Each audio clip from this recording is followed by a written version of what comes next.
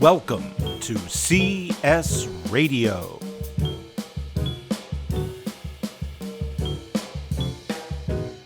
Welcome everyone to CS Radio episode 236, the first time I've had to figure out that number in a long time, because we are without Michael DeAngelis, unfortunately, but in his instead, we have my friend, colleague, and co-host of CS Radio today, Dustin Miller. Welcome to the podcast. Hey, thanks, Natty. Yeah, I was excited. I knew definitely missed Michael, but when he asked if I wanted to hop on, of course. I know I've been on a couple times before, but never got a chance to truly co-host an entire episode. Yeah, I was going to say, longtime friend of the pod overall. Mm-hmm. You've been on CS Radio several times in the past. Yeah. So happy to kind of expand the lore around Dustin Miller today. Yeah, I've heard it was potentially a hidden gem at one point. So You were a hidden gem. Well, you kind of forced yourself into being a hidden gem. I did. I prompted it, but not. Well, it wasn't on air, at least. It was brought up on your own a little bit later, but it was used as an example of maybe what wasn't so hidden. But I know that was a great episode where you guys discussed a lot of things The Office has, too. It's maybe not so forefront. Yeah, and we're going to discuss some great things today as well.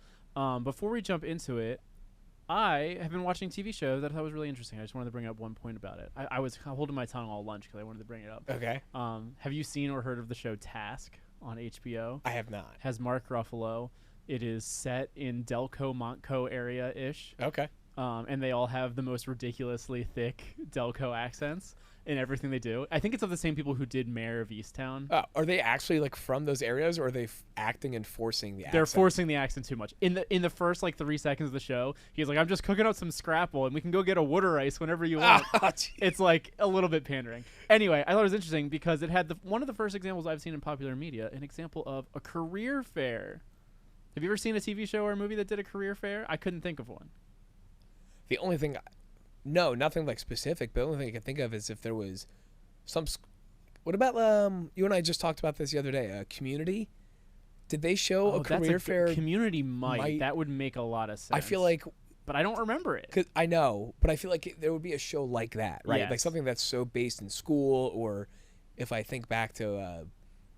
I don't think a Ned's Declassified would have had a career fair or anything like that, but not explicitly. But if I had to guess, like maybe it would be in a community type show. That's a great show. The whole intro sequence is him setting up his career fair table as an employer, and I thought this is weirdly specific to my life. But he's in the FBI, so he's setting up a table to represent the FBI. Oh, okay. And one of the first scenes of the show is a student coming by and being like, "I'm an accounting major. You probably don't want me." And he goes into all the background of, I was a psychology major, and the FBI like to see all sorts of majors come. And it's like this is weirdly specific to my everyday life in the show that I'm watching right now. Well, I wonder if there's like other careers like that where it is so specific to their daily life, but it shows up often. I don't know exactly media, what. Yeah, like I mean, I guess if you think about like teachers, for example, are in a lot of different things, or first responders in a lot of shows. That's true. Yeah, there are probably plenty of fields that this comes up more often as, but career advisor or like career fair representative are not one that I see very often. I never would have thought to have seen that, or if I would have seen it, it would have also taken me back probably. So I thought that was interesting, and I thought it was particularly interesting that he did a good job of actually saying the same kind of things that we say all the time, is that employers typically don't care all that much about your major. They really want to know your transferable skills you're going to have and the strengths of your major, how you're going to bring that to the role you're interested in applying to. No, absolutely. I did a presentation earlier today to a class of seniors, and we're talking all about just interviewing and offer negotiation and some of the questions that surrounded about wanting to be maybe in different fields or areas than what they were studying or even working on in their senior design project. And a lot of people were interested in different things. So we talked a lot about those skills, bringing them to the table. And one of the slides in the presentation was what employers actually want to know. And the acronym was KSAs, which was knowledge, skills, and abilities. K in acronym form as knowledge is no. Well, it's tricky. It's hard. It's tricky. It's also hard to like pronounce. Like you would never like have it actually end up being a name. But like so being able to transfer your knowledge, any skills that you've acquired, and then just general abilities to a job. So that's so cool. It would have been kind of weird to see a career fair being set up. So watch the very first episode, especially for the incredibly forced accent. Half the time, Emily and I are watching it just cracking up as if it's a comedy because it's just so like we're going in. Like I can't even do it myself. John. Yeah. Did they say John? No. Mark Ruffalo mostly doesn't have an accent until he says things like water ice all of a sudden. So forced. Or like the A, like the Delco A is like super long. Yep. But anyway, I thought that was really interesting. I wanted to bring that up. But I think our main focus for today is something that we chose as a topic because I think you're one of the best people in the office at this area, and that is LinkedIn. I really do believe in the power of LinkedIn overall. I feel like a lot of questions do end up coming my way at times when it comes to LinkedIn. Admittedly, I am not as technically adept with LinkedIn as maybe as people might guess or think. Like there's like certain settings or, you know, things that I might know, like little tips and tricks. Yep. But sometimes bigger questions about like account authorizations or being able to like just like matter much, right. And so kind of things like that. But I enjoy LinkedIn. I think I also have, maybe we can, you know, get into it at some point too. I definitely have my gripes with LinkedIn as well. I think there are things that I'm happy to share. Coming at you. Yeah, that I feel like are maybe not as aligned with, you know, the mission and stuff that they're saying they're trying to, you know, put out there. But overall, I find it to be a great benefit.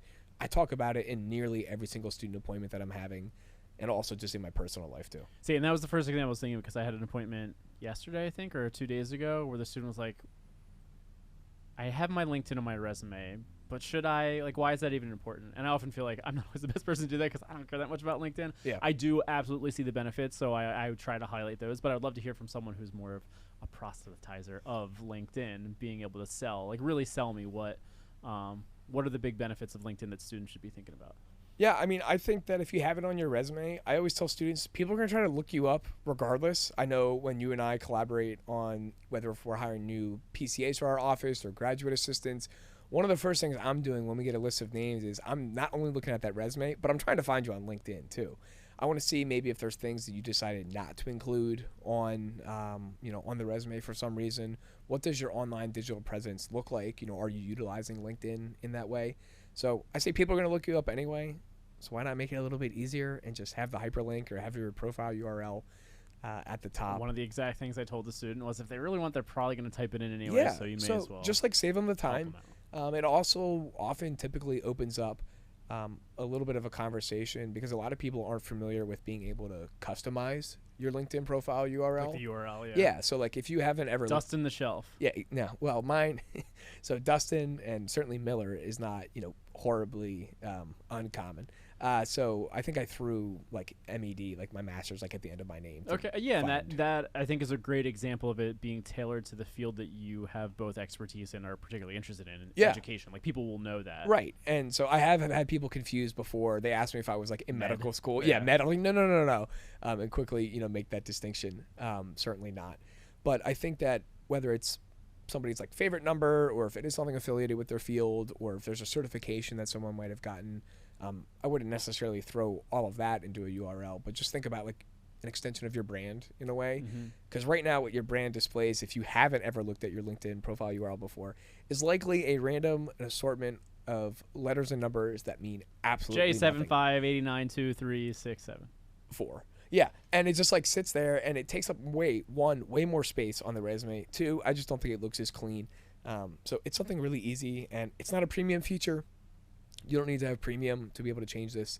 Just go in on your profile, and on the top right, it's just say public profile and URL settings, and then from there you can customize it. It takes like 2 seconds.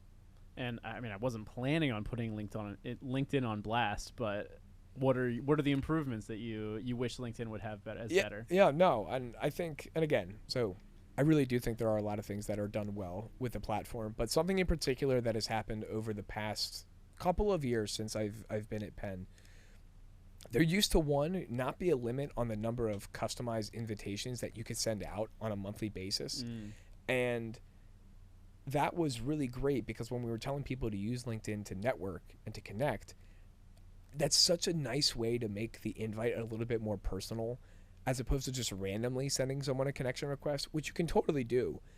But if the likelihood of them being excited to connect goes way like, down. Yeah. It's one of the first things I look for. If it's somebody, even if they're like adjacent to my field or even work at Penn, but they haven't like said why they're looking to connect, I'm always just a little, I have pause. As opposed to if somebody's very direct, and if somebody at the institution, for example, was like, hey, Dustin, like just looking to connect with more people at the university, I'd be like, yeah, like that sounds great. And I'd probably send them a message back. But LinkedIn took that away. the unlimited. First of all, it used to be 300 characters Okay. that you could use in a message, and it's now down to 200 characters. Okay. Which is actually, and I know that doesn't maybe like sound like a lot, but you've cut. It's not that much bigger from like an old school tweet. Well, Yeah, wasn't that like 140 or something? Yeah. So. And it's 100. It's a third less room that you have to get your point across. And so I found like creative ways to, whether I'm using like, symbols instead of like actually writing out the word and, or maybe taking out filler words, which we don't really want to include on resumes either. So maybe it's kind of good practice there. That's a good point. Some extent. But it used to be unlimited. They went to 10 custom invites a month, and now it's at 5. Well, yeah, it's pretty small. Really small. So luckily, we do have a tool, for anybody, any students here at Penn listening. So we do have a tool, Career Shift, which I think is a fantastic Did we mention it as tool. a hidden gem? I forget so soon. I don't know. So that's like my go-to hidden gem, so I'd be surprised, but I almost feel like we didn't mention it last week. So, but it's almost because I bring it up every single time that conversation yeah, happens. and it is such, and I wasn't even during my first time when as an advisor here, I wasn't using it all that much because I didn't really feel like I had to, because LinkedIn didn't really have limitations on that part at that point. So using Career Shift, for anyone who doesn't know, it can really kind of help you maybe like identify some people and potentially even contact details as far as reaching out to folks. So I do have a gripe with LinkedIn about that in general, because part of their mission, I had a post about this that gained like some traction in general, but I just said it kind of goes against their mission, which is, and I'm paraphrasing, this is not word for word by any means, but they wanted to create, access and, have it to be like a fair process for job seekers, like globally, is the very small blurb of what they're trying to do. And when I reached out to them, I was like, this is like so counter to what you are putting out there, because you're putting and I understand it's a business. I understand you need to charge a premium. Their other mission is their absolutely stakeholders. 100%. And I totally recognize that. I do wish that there was, I think, a compromise in this situation could be, if you don't use your 5, you should be able to roll them over every month and have just like a bank of messages that is sitting and waiting. Because as we know, during certain times of the year, recruiting is a little bit higher for certain fields, or industries. And so maybe I didn't do a whole lot of recruiting in, I don't know, say, January, February, or March, but I'm trying to get ready for the following summer. And now I've saved up at this point 15 invites that I could use instead. The other alternative is to maybe keep that restriction on anybody who doesn't have a verified student email account. And that's selfish to obviously us, for those who work with college students. So that's another alternative I've thought of. I don't know. I had reached out to their product team at some point a while ago, and they kind of said it was under review, and then I never heard back. But I just think overall that's something. If I had one major issue, it's limiting the ability for people to network in that way. And it's definitely an inconvenience, I will say. And sometimes I think about this from a musical perspective. Sometimes limitation can be a way to drive either creativity or force your emphasis in a certain area. Yeah. Sometimes, I love buying guitar pedals, but at the end of the day, usually an album comes out, they probably only use 3 or 4 guitar pedals, and sometimes limiting yourself to just those 3 or 4 options makes a more interesting album in the end, rather than it being completely paralyzed by being able to use every single sound available to you. Totally. There might be some element, even though I do think it is mostly an inconvenience, there might be some element that's in LinkedIn where just from the student perspective, you think through, all right, 5 people that I can really customize this message, make sure I'm doing the research for these 5 people really well, I'm getting to know them better, I'm able to really craft that message in a really unique way for them. Yeah. So maybe there's that fringe benefit from a potential limitation or negative. I liked what you said earlier too about the resume thing. It also helps you think about what is that bite-sized piece of content, or how am I phrasing things in a way that really gets to the heart of who I am and the skills I'm bringing, or the reason I'm reaching out to this person. Yeah. All that kind of and stuff. Also, the other benefit, if we go back a little bit to you kind of being sold on why to have it on your resume, LinkedIn also harbors different things that are on a resume too, right? So the resume is only 1 page long. Yeah, and I'm personally not a huge fan of the objective statement, or kind of a summary statement on top of a resume. I think it, with 10 seconds or less being a resume getting the time to look at, I think it's a waste of space. They're only and the text. first 4 words of that statement. And probably. so if they come to my LinkedIn profile and read my About Me section and they get a chance to check that out a little bit, or maybe I have a featured post, or perhaps I didn't have room on my resume to include my volunteering experience or certifications that I might have, or companies that I'm interested in. For example, at the bottom, you can indicate that. I know also LinkedIn now has a great feature with having recommendations on the profile as well. So that's something that could be embedded in the profile that is not going to be on the resume. And we also just live in a completely digitized world. And I think being able to see what that footprint looks like can be important. That's the biggest thing I emphasize, because it's just we so often are looking and reviewing resumes with students, and the hardest part is, especially for Penn students, they have a million amazing things they've done. How do you get down to one page? Yeah. And sometimes it just turns into, you got to make a choice. Right. What do you feel is most relevant to the person you're talking to? And there's going to be really good things that you've done in the past that aren't going to have space there. Absolutely. But it can help to say to a student, but you can make sure that's still in your LinkedIn instead. Yeah. And you know, one of the questions I get a lot too is like, well, what if my LinkedIn doesn't, what if there's something on my LinkedIn that doesn't go on, or is not, doesn't fit on my resume? It's like, that's okay, because the expectation is not that, you know, your resume is going to encompass like all of those things. It can't, right.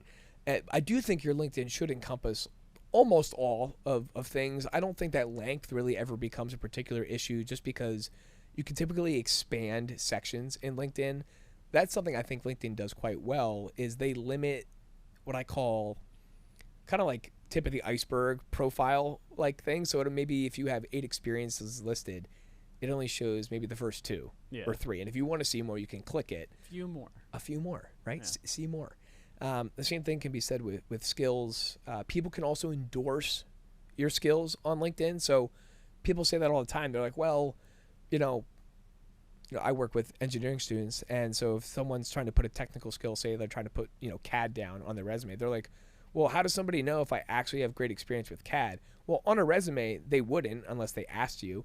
But if you go to their LinkedIn profile and you see that, you know, Natty Leach has been endorsed by 16 other people who are, in LinkedIn classifies it as, you know, quote, highly skilled at this as well, all of a sudden that gives you a little bit more credibility and clout when it comes to that specific skill.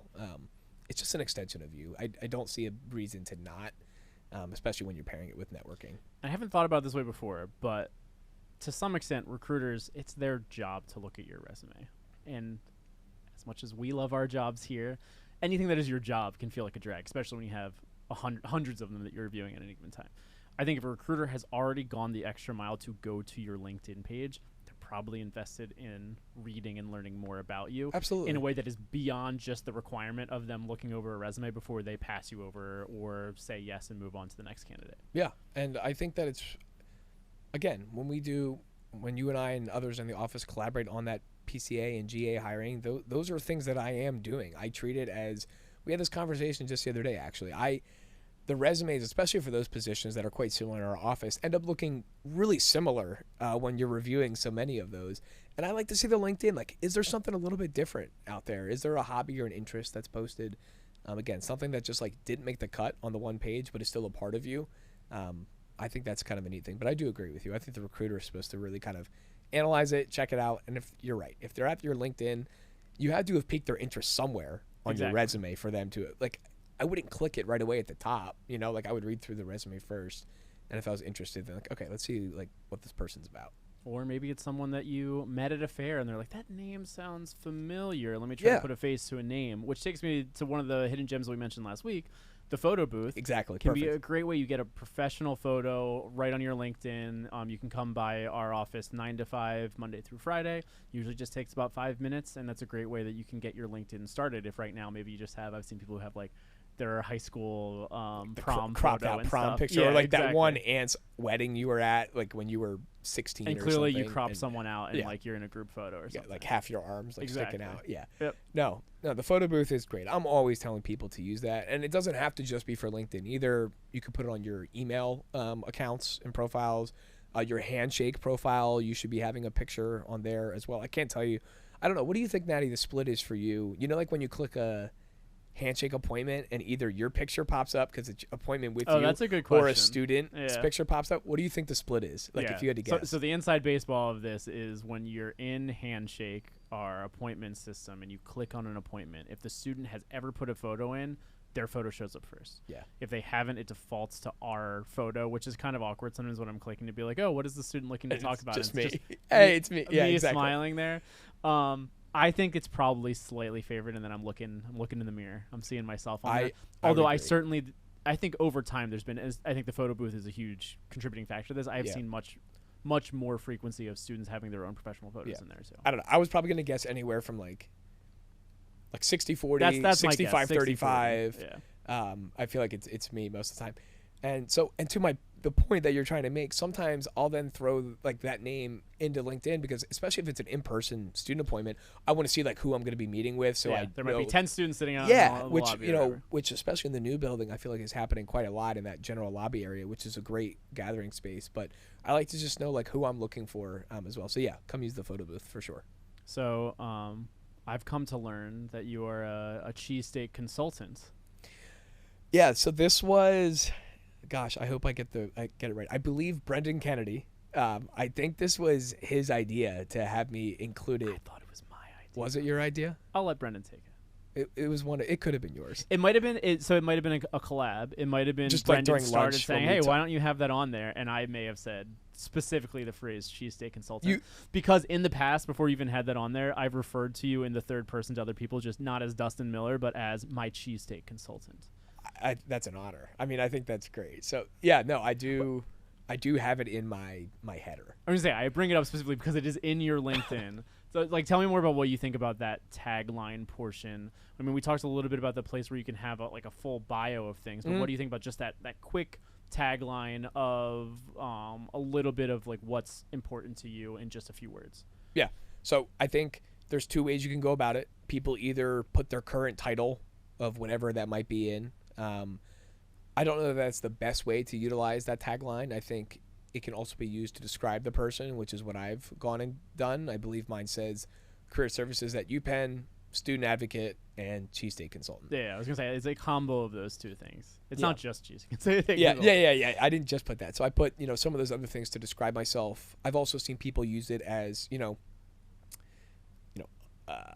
software engineering student seeking internship opportunities. Kind of people use it as one of those initial taglines too.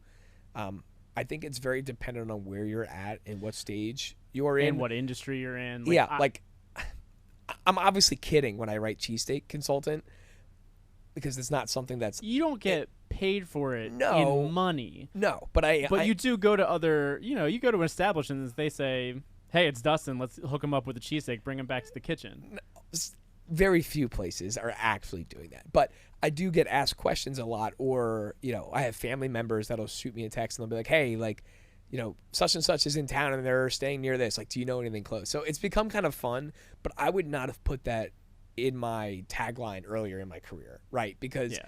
And I wouldn't put that if I was actually on the job market. I would not put that as like my only thing. I do it now. Your only thing, but yeah, I think it's good to have. I think it's fun. We talk about interests on resume all the time. Yeah. Is that like that's what someone will remember you by that. That's what I mean. Like It's impossible for it's them to forget different. that. Yeah, it's different. And so if somebody did come across my LinkedIn that was on my resume, and they were like, "Cheesesteak," is like, what is this guy even talking about? Yes. And then if I had an interview for something, and it's like, "Oh, and by the way, I saw you were a cheesesteak consultant," and this is something else we talked about in my presentation this morning. You want interviews to feel conversational. So if your LinkedIn can help be an extension of your brand, an extension of you, and become conversational during an interview, that's when we all know you've started to win people over in those moments.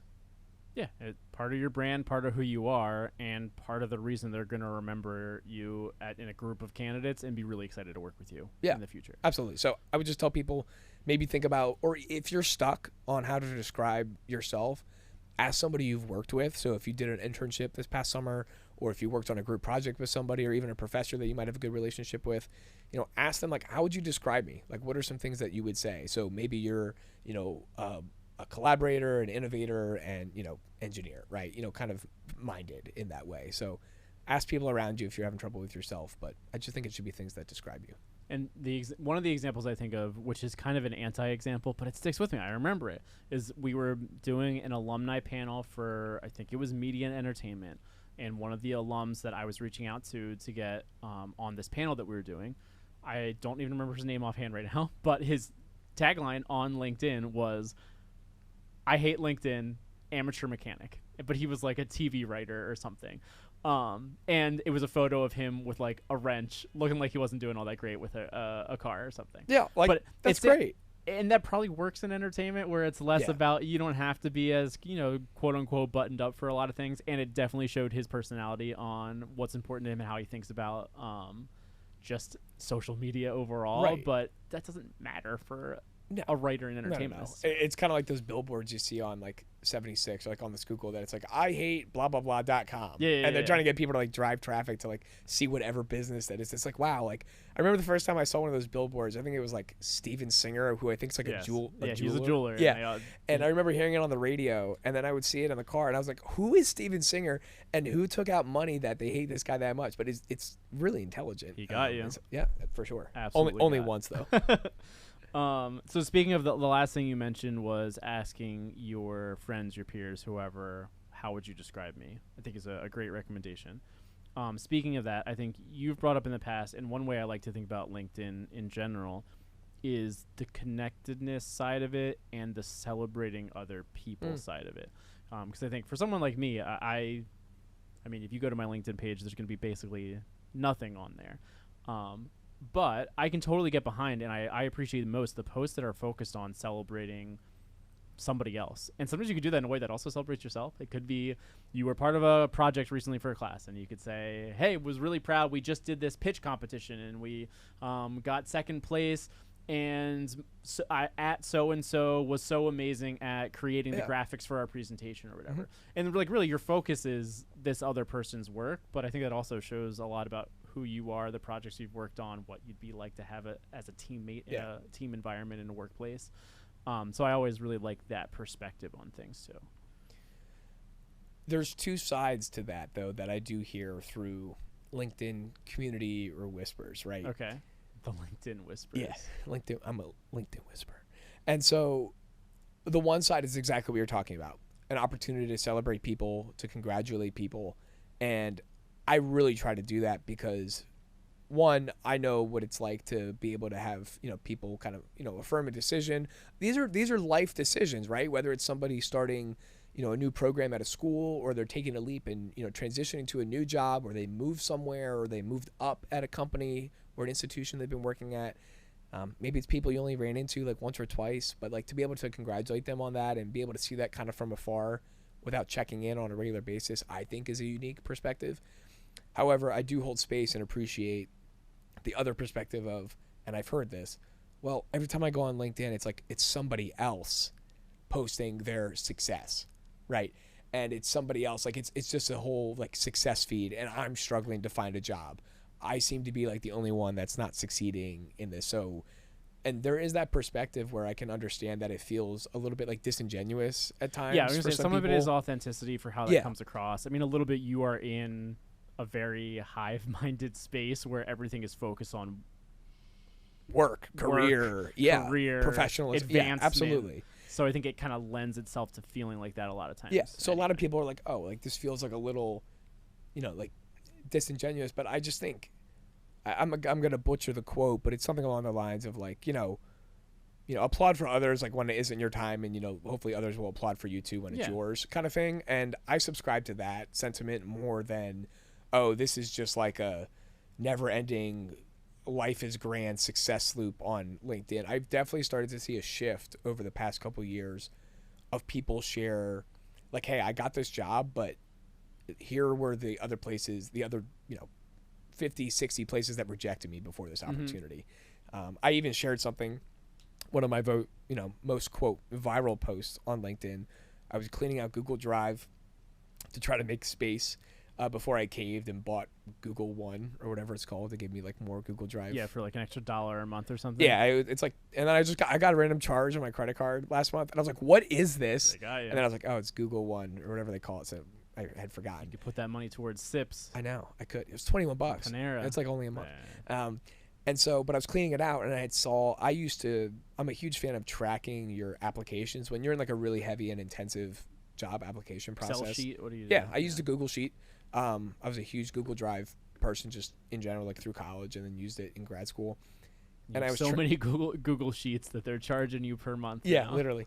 I feel like a lot of them are just like iMovie stuff or like. I was gonna say because the Google Sheet is like 5 kilobytes. It's like nothing, right? Yeah, no, there's not actually taking up that much space. But I had shared on LinkedIn my sheet that displayed all of the places that had also rejected me on my first job search. And, there was probably like 25 or 30 colleges and universities listed there, and only one of them had accepted me for my first job. Yeah.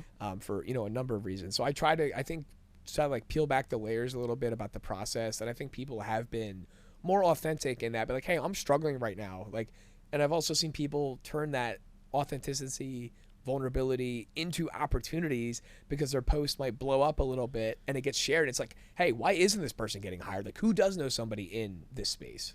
So that brings me to two things that are similar. On one hand, I think some of it is how you phrase it. So we talk about interviewing and how you actually like talk, like, because if you're being overly negative, people probably don't want to have someone who's super negative around. No. But if you're doing it in a way that helps show your own personal growth, I mean, the most common interview question in the world is, tell me about a time you faced a challenge. Yeah. Right. And if you're thinking about this from a challenge perspective, that could be really helpful for employers to better understand how do you work through a challenging situation. Every job has a challenge, and you will always be faced with some kind of unknown or problem that arises.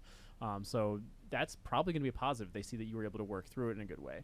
I think the other thing that stands out to me, too, is what you're mentioning about how other people start to notice that.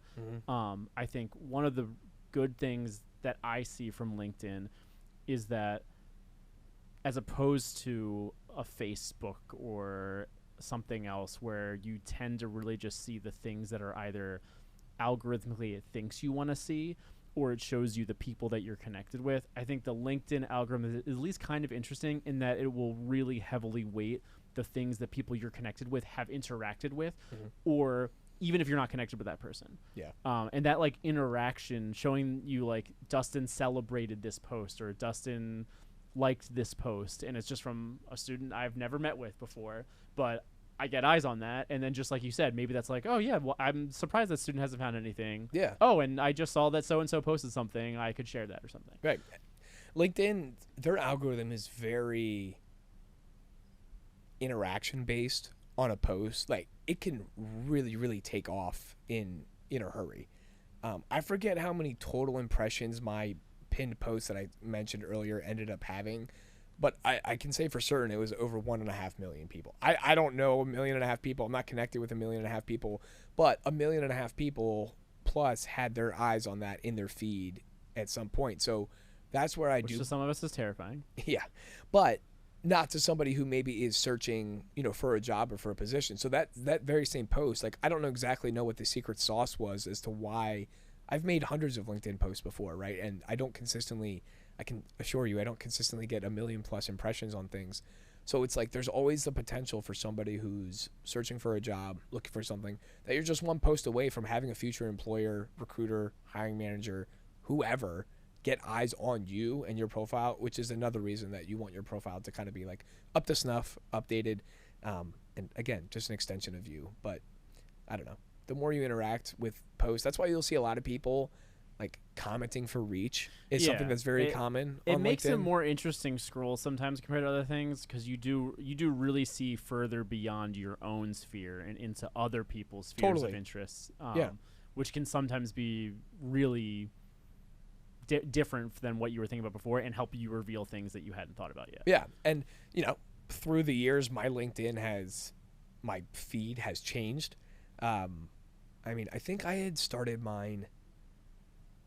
I had a professor. His name was Professor Burdett, and he is the one who had us as part of class in college start our LinkedIn profiles. And so if you think about like the inception of my LinkedIn account until where it is now, my algorithm or my feed is very higher ed focused, and it's also very now, especially from being here in the work that I do, engineering focused. So those are the two worlds that are constantly kind of on and in my feed, along with just like additional recruiters I've connected with because of trying to see things that they're posting to promote for students at any institution I've been at before. But if you do use it, you will get exposure to things that you want to see. But like you're saying too, also other things that maybe otherwise you would not have come across. Yeah, because of how people engage, what they post, who they recommend or why they recommend them. Speaking of which, I got a notification from one Dustin Miller last week. Yeah, so it is something I don't have on my profile, and I thought it was something that like because I like to use my profile somewhat of as a model to students, especially if something's a little bit newer to them or LinkedIn is a concept. And I think that's a really great informal way. And I want people to also hear that, like, if you're like updating your LinkedIn profile, my dad and I actually have this conversation a lot. There used to be a time where if you were updating your LinkedIn profile, it meant you were searching for a new job. And it was like a huge like indicator of, yeah, exactly. And that is just not the case anymore. I think people are constantly, just like a resume, you should be going in, tweaking, tailoring, reviewing, updating, especially as you do new things at a job or an internship over the summer. So yeah, I was just trying to get some different perspectives from people about recommendations, not more so like for something, but more so as a, like, what does Dustin like to work with? Yeah, and I think that's an interesting perspective. Also, from your own standpoint, I mentioned the idea of celebrating others. This is an easy way that you don't even have to solicit that a lot of times. Like, you could go and just say, oh, I worked with so-and-so, and I really appreciated their ability to do blank. And think, oh, you know what, I'll just write a little bit about that on their LinkedIn profile. Right. Which, one, that could get you noticed in celebrating someone else. It gets them noticed in their great skills, and it might motivate them to recommend you on your page as well. Yeah. So I thought, rather than be a nice guy, I would ask you, really, why should I recommend you? Yeah, you know, it's that's a good question. But it's the cool thing too is, like, you can't just like request somebody to write it or go onto somebody's page. And I had no idea how this process worked. Yeah. But somebody else who I had asked as well, she had used to report to me in a former role. And I actually got a chance to review the recommendation before. Before adding that it, makes sense. before adding it to your profile. Yeah. And one of the things I also appreciated about that feature is LinkedIn typically is very heavy on, do you want to post this to your feed? Do you want to post this to your feed? Or are you still working here? Do you want to post it? And it's like, no, I don't need to update the world that I added a new bullet point to like this thing. And the recommendations are the same way. They just sit on the profile. There's not a post that's made about it that's like Natty Leach recommended Dustin Miller. It's like, recommended for what? It's like, there's nothing like specific. But yeah, it's a good feature. And if you have people, so any students out there listening, you know, if you're, you know, connected maybe with that former manager from an internship that you did, or if it was a summer job that you had, if you worked at, you know, I don't know, a pool as a lifeguard and there was a, you know, a managing lifeguard, and you go like, hey, could you write a couple of things about me? You know, any of that, to be able to have people advocate and talk about you is always going to be positive, hopefully. Well, you didn't sell yourself there, so I don't know. Oh, to you? I'm joking. I thought it was a rhetorical question. No, but I will go in there and recommend you at some point. Yeah. But I was kind of curious to bring it into the conversation. You could, you know, I feel like things I would. The other reason is because sometimes there are qualities of myself that I think about on a fairly regular basis that maybe I have blind spots to other things that I do well. There are things that are important to you that you think about, but there are also probably things that you don't think about that you're amazing at that don't even check on your radar because they're so commonplace or so natural for you. Yeah, already. and so I think that it's like, oh, like, wait, I could lean into those things more in my current work as well.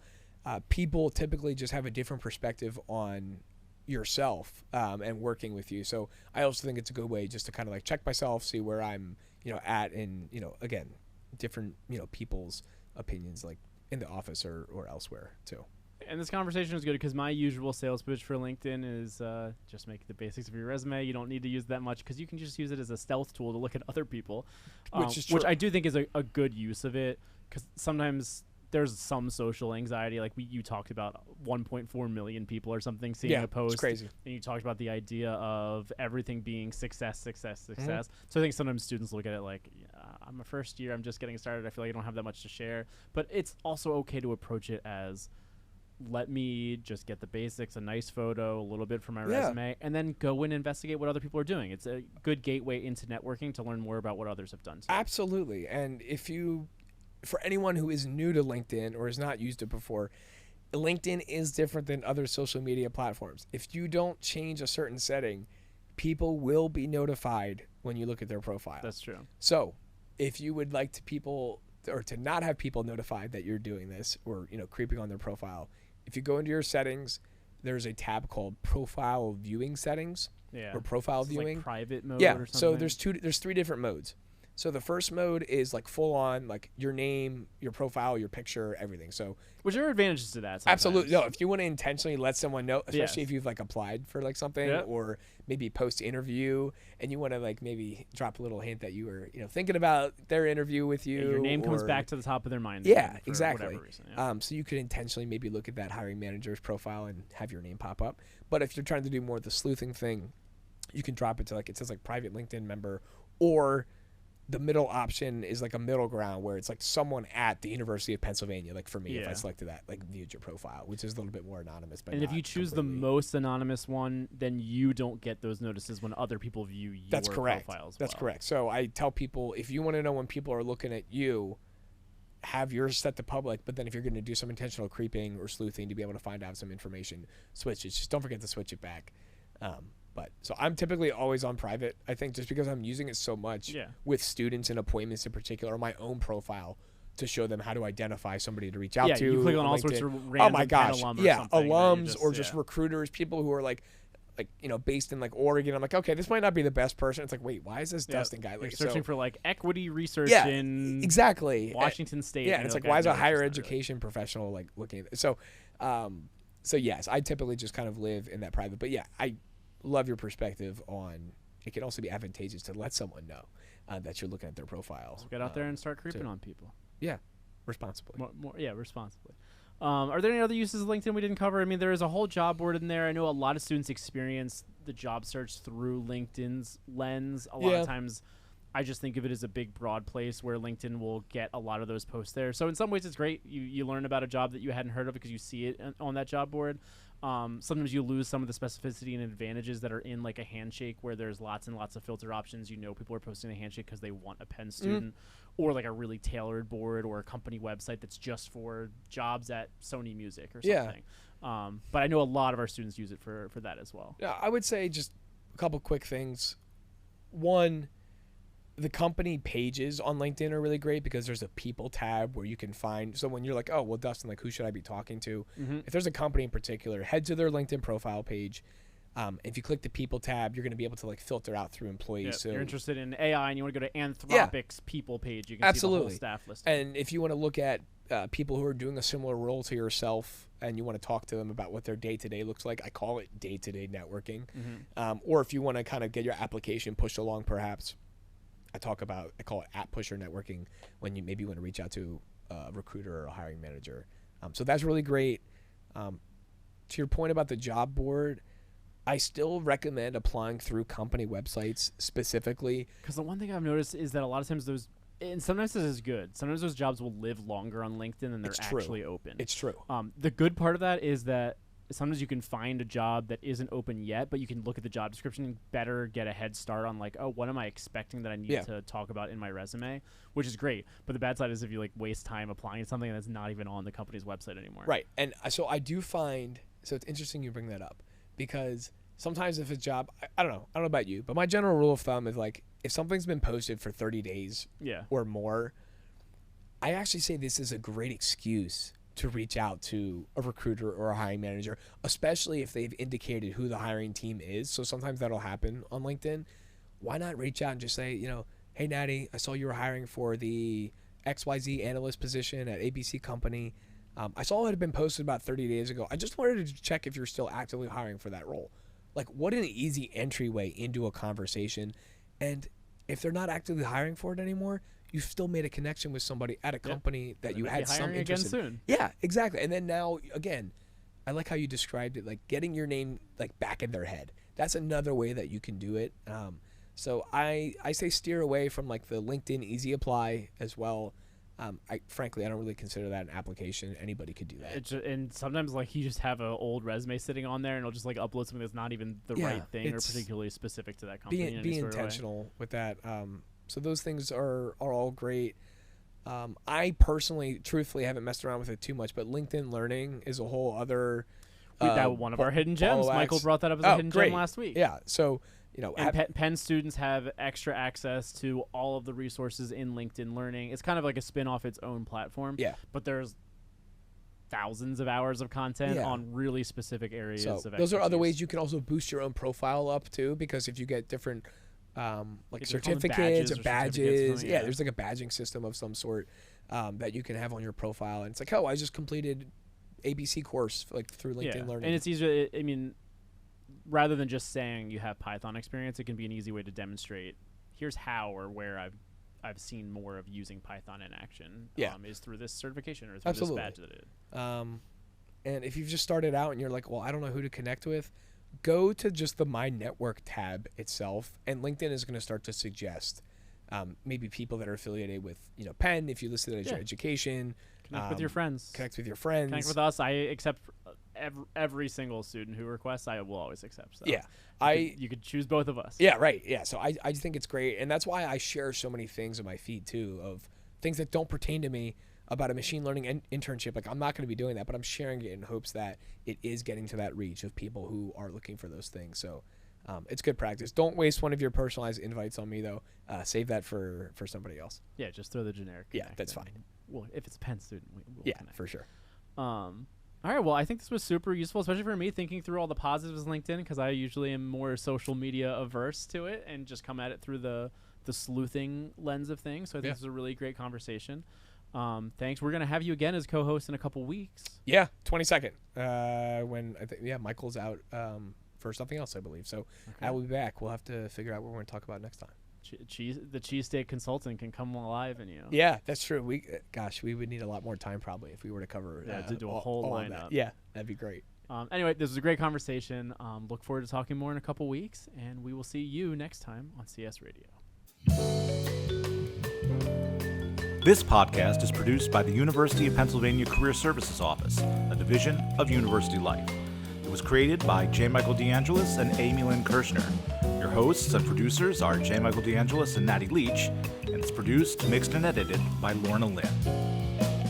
If you like this podcast, please rate and review us on Apple Podcasts, Spotify, Amazon Music, or wherever you get your podcasts. Follow us on Instagram and Threads at Penn Career Serve. We'll see you next time on CS Radio.